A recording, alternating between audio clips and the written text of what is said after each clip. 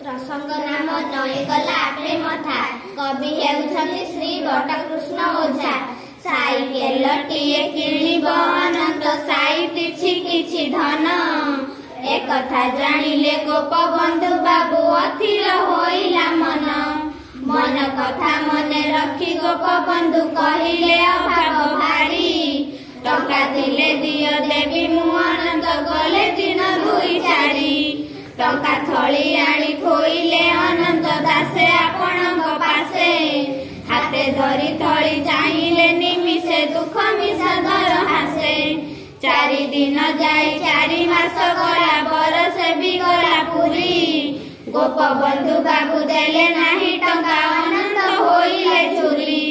दूर गाँ बाट किपरि जीवी मु दुखरे बसिले भाली।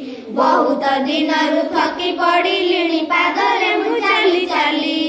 साइकेल हेले सहज सरल बहुत पारंती बुली। टंका नहीं से तो फेराई दियंती मो कथा की गले भूली। भाभी भाभी दिने बेल काल उंडी कहिले मनर कथा। गोपबंधु बाबू हसिले अड़प तड़कु नुआई मथा। तुम टंका कथा अछि मोर मने देई नाही जानी जानी। कथा जदि मोर रखिब अनंत एई क्षणी देवी आनी। बरसा बड़ीरे घर घर बुली अपलटा बाट देई।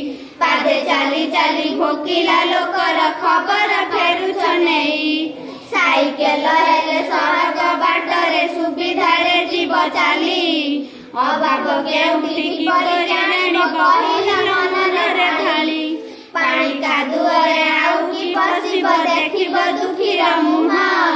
बरसा बड़ीरे किए पोछि देब आकुल आखिर लुह। टंका नेई जाओ साइकेल किणा मनु करि दियो दूर। दुखी जन सेवा जेउठी करुछ सेई त सरगपुर। मणि मुकुटार